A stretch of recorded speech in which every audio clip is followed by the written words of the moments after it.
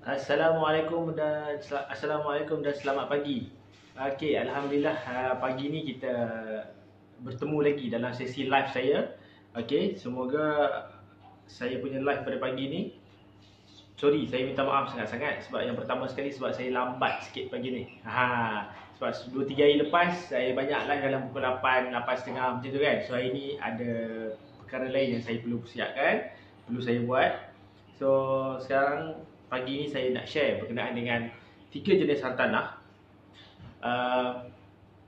yang ada dekat pasaran sekarang ni. Okey. So sebelum saya nak pergi lebih jauh lagi, apa kata kalau siapa yang tengah follow saya punya live pada pagi ni, share supaya lebih ramai lagi dapat manfaat, supaya lebih ramai lagi dapat ilmu yang saya nak sampaikan pada pagi ni.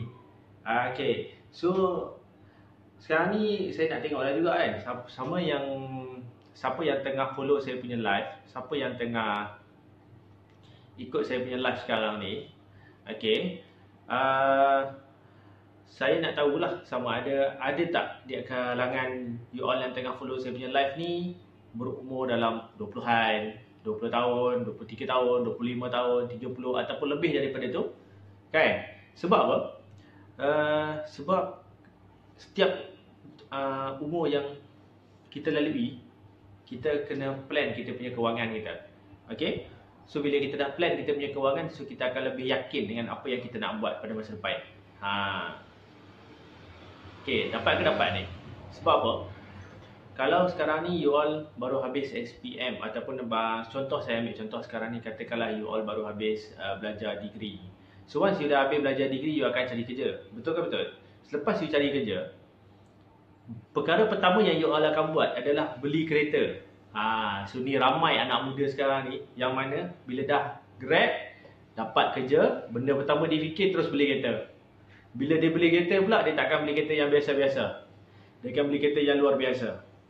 Sebab apa saya cakap kereta luar biasa? Sebab kereta biasa-biasa ni maknanya kereta tu dia boleh bawa kita ke mana-mana. Maksudnya kereta biasa pun boleh. Second hand car boleh, kereta yang mampu milik. Tapi kebanyakan kita beli kereta yang jauh daripada apa yang kita expect. Maksudnya sekarang ni contoh, saya ambil contoh. Katakanlah gaji pelajar degree sekarang ni yang tengah dah grad pergi bekerja, pendapatan dia lebih kurang dalam 2,000 ke 2,500. Okay. So sekarang ni dia beli kereta pertama dia sekalipun, dia dah hampir separuh daripada gaji dia untuk bayar kereta sahaja. So itu masalah tu. Sebab bila dia dah beli kereta, sampaikan dia punya gaji pun dah tinggal separuh daripada gaji dia untuk bayar kereta tadi tu, belum lagi dia tengok komitmen-komitmen lain. Komitmen-komitmen yang dia nak keluarkan. Okay? So ada setengah komitmen dia perlukan, dia bila dah beli kereta, banyak lagi benda-benda lain dia nak buat. Dia nak bayar, dia nak isi minyak, dia nak servis kereta. So takkanlah beli kereta bungkus tinggal kat rumah. Mestilah, lepas tu pergi kerja naik motor. Nak buat apa? Beli kereta? Tak payah beli kereta lah kalau macam tu. Lebih baik naik je lah motor tu. Lagi jimat, betul ke betul? Okay. So tak apa, saya bukan nak cakap lebih berkenaan dengan beli kereta tadi tu. Saya cuma nak cakap berkenaan dengan bila you all dah grad, you all pergi kerja, especially bagi anak-anak muda sekarang ni, dah pergi kerja, dah grad, jangan beli kereta yang terlalu mahal. Maksudnya jangan beli kereta yang sampai tahap separuh daripada gaji you all komit untuk kereta tu saja. Sebab apa? Selain daripada you kena komit dengan bank, you juga kena isi minyak, you juga kena servis dia, you juga kena maintenance dia. Okay? So benda-benda ni semua melibatkan kos. Benda yang paling penting, setahun sekali you kena bayar road tax dan insurans dia. Semakin baru harga kereta tu, semakin tinggi road tax dan insurans dia. Bukan kempen tak bagi beli kereta baru. Boleh beli kereta, tapi beli kereta ikut kemampuan masing-masing. At least kalau you punya kereta, apa yang saya nak share kat sini, at least kereta yang you all beli tu 15% bayaran bulanan dia tu 15% maksimum daripada you all punya gaji. Ataupun cara mudah dia, katakanlah gaji you all adalah 2,000. Okay, 2,000. So darab dengan 12, so dapat 24,000. So maknanya sekarang ni harga kereta yang you all mampu untuk beli pada waktu sekarang adalah harga kereta yang bernilai 24,000. Bukanlah harga kereta yang bernilai 80,000 tapi buat loan 24,000. Okay. Memanglah buat loan 24,000 tapi monthly komitmen rendah. Tapi masalah maintenance tinggi juga. Betul? Faham ke faham? Okay. So itu yang pertama lah benda yang saya nak share. Sebelum saya nak pergi go deep dalam 3 jenis hartanah yang biasanya orang pakai. Okay.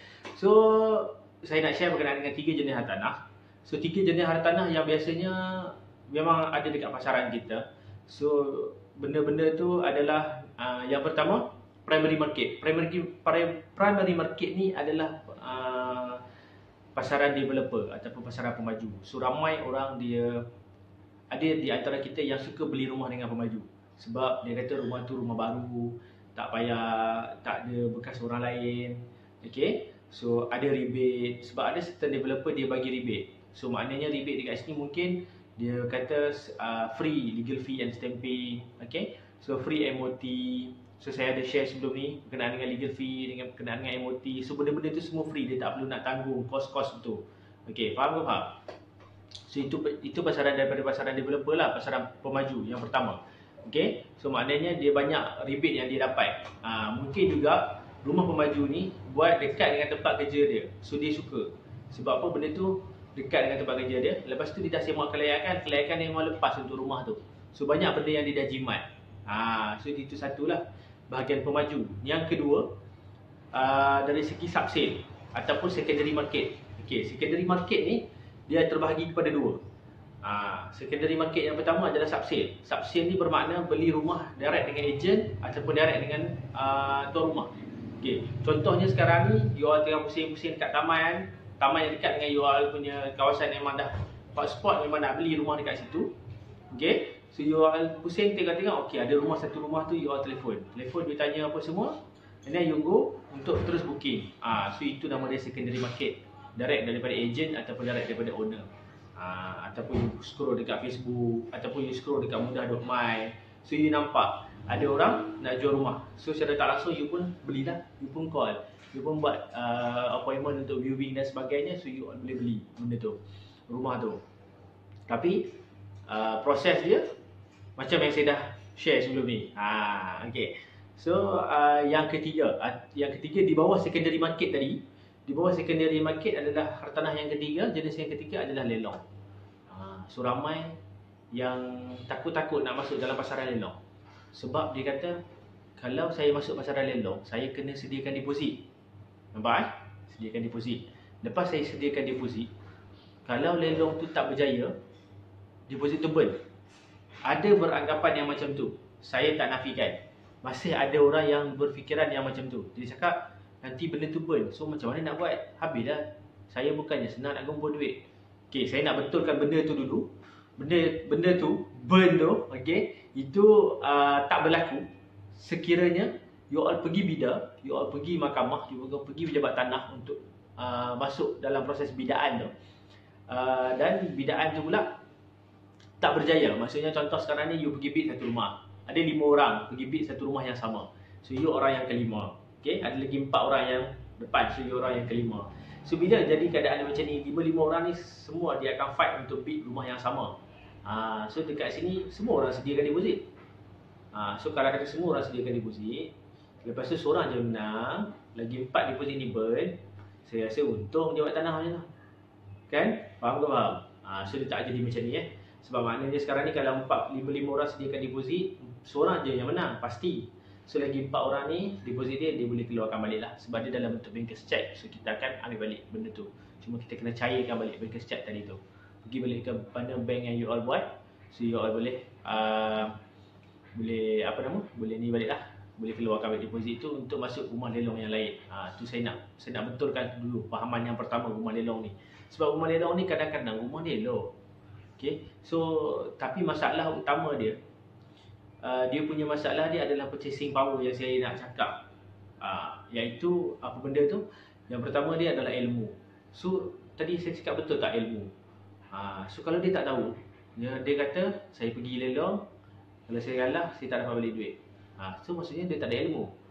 Yang sebenarnya yang tak dapat balik duit, sekiranya dia dah menang lelong, dan bila dia dah menang lelong, pihak pejabat tanah ataupun pihak mahkamah, dia bagi masa kepada pemenang lelong tadi tu 90 hari ataupun 120 hari untuk selesaikan semua hutang kepada bank yang lama. Okey.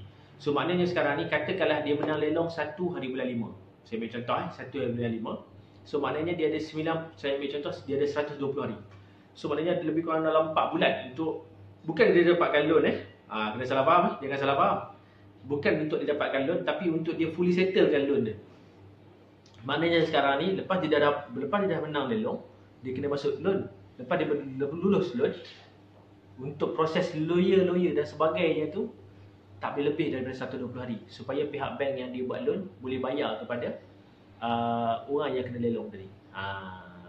So kalau kata benda tu 120 hari tu tak dapat dikawal ataupun tak dapat diselesaikan dalam tempoh 120 hari, baru burn. Tapi sebelum nak burn tu pun ada satu lagi syarat, ada satu lagi cara. Mungkin dia ada duit. Bila dia ada duit, dia boleh bayar dulu kan. So nanti dia boleh reverse balik.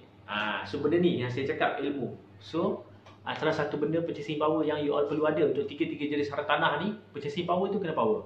Betul-betul kena tahu. Ilmu. Yang pertama ilmu. Yang kedua dari segi kekuatan.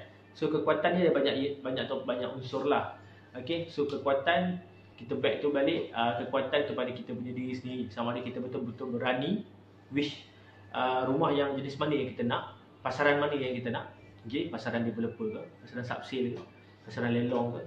Okay, so kekuatan apa yang kita ada, apa yang kita berani untuk kita ambil. Sebab dia setiap dia punya rumah tu ada risiko dia. Saya ambil contoh serba sedikit. Katakanlah kita pergi go on rumah primary ataupun rumah developer. Bila rumah developer ni, developer just bagi pintu je bang. Developer bagi tingkap je. Plug point dia bagi plug point, dia tak bagi plug. Okay? So you all nanti nak kena pasang plug, pasang grill, kipas, lampu, awning, banyak benda dia kena buat. Memang betul tadi dia bagi rebate, dia bagi diskaun lah, Bumi Putra lot diskaun, S&P diskaun, MOT free dan sebagainya. Tapi benda-benda ni dia tak bagi free. So you all nak tak nak you kena buat. Okay? You kena pasang grill, you kena pasang lampu, pasang kipas, buat wiring baru, buat pagar auto contohnya, awning rumah. Kan banyak benda yang you all still kena keluarkan. Itu rumah primary. Bukan saya nak tapi ini reality. You all boleh buat pilihan. Okay? Saya nak you all boleh buat pilihan. So itu pasaran yang pertama, developer, primary. Secondary market under subsale. Secondary market under subsale ni yang the best point is benda-benda tu kita dah boleh tapis. Maknanya sekarang ni kita dah boleh tahu facility. Contoh kita nak beli rumah satu-satu kawasan. Kita dah tahu lah. Kiri kanan dia dah ada apa. Kita dah tahu dia ada jiran. Kita dah kenal jiran dia. Kita dah boleh berkenalan dengan jiran dia. Kita dah boleh tahu. Kawasan ni selalu kena ada rompakan ke? Kawasan ni banjir, hujan, lebat macam mana? Okey ke tak? Selalu jam tak kat depan tu kalau sekolah waktu pagi-pagi kan? Lepas tu sekolah yang terdekat kat mana? So highway yang terdekat kat mana? Kita dah boleh buat survey. Maksudnya kita boleh buat survey daripada apa yang kita tengok sendiri dengan mata kita sendiri, dan juga kita boleh buat survey daripada sekeliling. Kita dah boleh tanya dia orang, kita boleh interview jiran-jiran, kita boleh tanya benda-benda tu. Selain daripada kita tanya ejen sendiri. Okay? Lepas tu kita dah boleh tengok kondisi rumah. So biasanya rumah subsale, secondary market ni, grill dah confirm ada, plug point dah confirm ada, kipas, lampu tak boleh cakap lah. Kadang-kadang ada yang siap buat downlight, plaster ceiling pun dah tak boleh cakap dah. Kadang-kadang yang the best lagi, tuan rumah dah tolong buat pagar, siap auto, lepas tu dia buat awning. Dah tak perlu lagi nak ni. Banyak benda yang dia dah tolong buat. Maksudnya sekarang lebih kepada kita masuk rumah basuh, masuk. Itu je. Settle. Banyak benda kita tak payah buat. Itu ada secondary market lah. Okay. Third property, pasaran tanah di bawah secondary market juga adalah rumah lelong. So rumah lelong ni dia ada pro and con. Kadang-kadang kita dapat rumah lelong yang under market value. The best part is kita dapat rumah under market value lah. Sebab bila kita dapat rumah under market value, contoh harga rumah tersebut nilai pasaran dia 250,000, tapi kita berjaya bidar pada tahap 200,000. So nampak tak kita dah untung 50,000. Okey, bila kita dah untung 50,000, waktu tu kita beli rumah tu 200,000. Okey, so kita mungkin cuma dia punya benda yang tak best dia, rumah lelong ni adalah mungkin rumah tu dah hancur. Mungkin pintu tingkap dah rosak, dalaman mungkin dah rosak sikit. So kita nak kena touch up, cat lain, buat lain. Mungkin kita akan tukar balik kitchen cabinet dia, ataupun kita kena buat benda-benda yang basic. Okay. So dekat mana datang? Dekat 50,000 tu lah. Sebab tu lah kadang-kadang rumah pasaran lelong ni kita dapat yang murah because of benda-benda lain yang kita nak kena buat. Tapi benda ni very subjektif sebab benda yang paling saya tekankan, kalau customer nak pergi beli rumah lelong, saya cakap tolong pergi tengok dulu rumah tu. Tak kisah you all boleh tengok walaupun daripada luar. Sebab at least bila kita tengok daripada luar rumah pun, kita dah boleh agak bahagian dalam rumah tu okey ke tak okey. Okay, so bila you tengok bahagian luar rumah, you dah boleh agak okey, rumah ni ada orang, should be dia punya kawasan dalam dia tak adalah teruk sangat. Maksudnya still ada orang guna. Tapi berbanding pula dengan you pergi tengok rumah, you tanya pula jiran sebelah, rumah ni dah berapa lama tinggal, 10 tahun. So you pun akan terfikir, macam-macam benda yang you akan terfikir. Mungkin dah ada pokok dalam tu. So bila you dah beli, nak kena keluarkan balik pokok tu. Saya bukan create story, tapi benda ni memang pernah terjadi. Customer saya sendiri, dia beli rumah, dan dalam rumah dia beli rumah lelong, dan dalam rumah dia memang ada pokok dah tumbuh. Nasib baik tak sampai bumbung lagi. Kalau tak, memang pecah bumbung tu, nak kena tukar lain satu bumbung.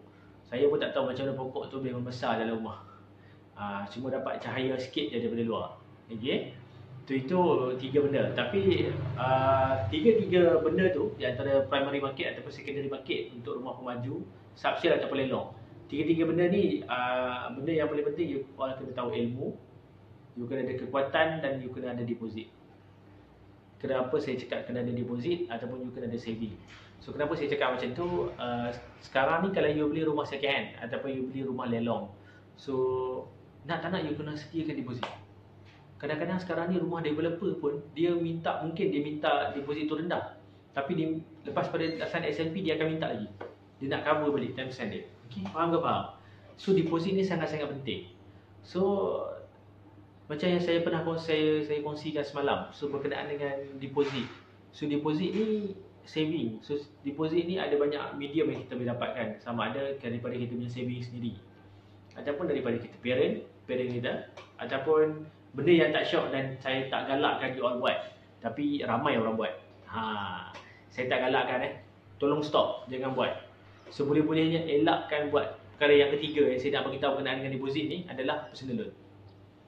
Okay, faham ke bang? Personal loan. Sekarang ni you buat housing loan, lepas tu you pergi buat pula personal loan.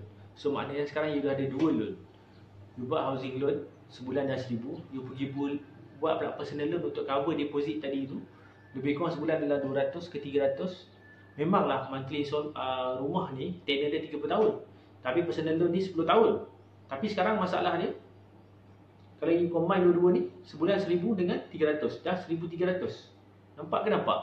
Lebih baik you spend 300 yang personal loan tadi ni awal-awal. You dah sedia, you dah simpan. Okay, faham? Bila you dah start simpan, bila you dah start buat force saving 300, maknanya you boleh dapat tak deposit. So salah satu selain daripada yang ketiga personal loan, yang keempat mungkin ada orang dia boleh ambil daripada EPF. Itu memang the best part lah. Tapi EPF tak boleh membantu sepenuhnya. Sebab apa? Contoh, dia akan tengok dalam EPF you all ada berapa. Sebab ada setengah EPF tu dia tak banyak dia punya EPF dia. So dia akan tengok daripada situ. Okay, bila dia tengok daripada EPF tu, daripada situ dia akan tengok berapa banyak yang you all boleh keluarkan. So mungkin tak banyak. Kalau harga rumah you 200,000, tapi EPF you baru dalam 15,000, so you masih short lagi 5,000. So daripada mana nak dapat tu? Kos lawyer lagi, kos penilai, nak renovate sikit-sikit, touch up, pindah. Okay, so still benda yang paling penting sekali, you kena ada deposit. You kena ada duit untuk you pegang you punya housing tu. So selain daripada benda-benda yang saya share tadi, saya tekankan pada anak muda kita sekarang ni, mana yang baru umur 20, mana yang belum ada komitmen apa-apa, apply ASB financing. Buat ASB financing at least sebulan dalam RM270, macam mana yang saya share semalam. RM270 sahaja sebulan, dengan komit selama 5 tahun. InsyaAllah you all akan dapat balik deposit untuk you beli rumah tadi tu. Tapi kalau nak cepat lagi, boleh buat join. Maksud saya join sekarang ni, buat husband, buat wife, dua-dua orang buat ASB financing, RM50,000. Nampak ke nampak? Seorang dapat RM25,000, seorang dapat RM25,000 lepas 5 tahun. Combine dua, kan kahwin. Bila dah kahwin kan kena berkongsi. So apa salahnya? Nak beli rumah pun kena kongsi lah. Okay, faham ke faham? At least bila you dah kongsi 2 orang, dapat RM50,000, EPF tu tak payah keluar pun tak apa. Simpanlah kat situ. Dia kan untuk persaraan, untuk hari tua. Okay, so bila you dah ada purchasing power yang macam tu, you pergi tengok rumah. You tengok rumah, cakap, okay, rumah ni RM230,000. You try nego. Dia cakap, okay, tak apa, sekarang ni I bayar deposit 20%. I buat loan 80% je. Saya rasa tuan rumah tu dengan senang hati, okey lah, tak apa, saya beli diskaun sikit. Sebab apa? You dah nak bagi dia 20% deposit. Luar biasa daripada orang lain. Nampak tak? Itu salah satu skill macam mana kita nak nego dengan orang masa you all beli rumah. Okay, so siapa yang nak dapatkan info dengan lebih lanjut berkenaan dengan ASB Financing, so boleh contact dengan saya. Okay, ataupun boleh drop komen dekat bawah. Saya akan hubungi anda balik, insyaAllah. So setakat ni dulu, sehingga kita berjumpa lagi pada esok hari. Mungkin saya akan share berkenaan dengan benda lain pula. Okay, so bagi ni setakat ni dulu. Assalamualaikum warahmatullahi wabarakatuh.